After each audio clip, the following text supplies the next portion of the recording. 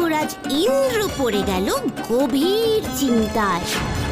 এভাবে চললে তো স্বর্গরাজ্য হাতছাড়া হয়ে যাবে।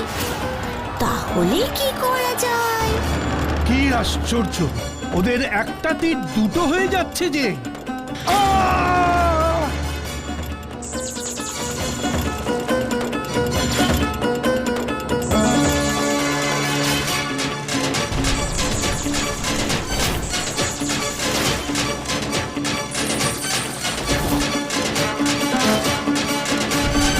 এইভাবে যুদ্ধ চালানো অসম্ভব।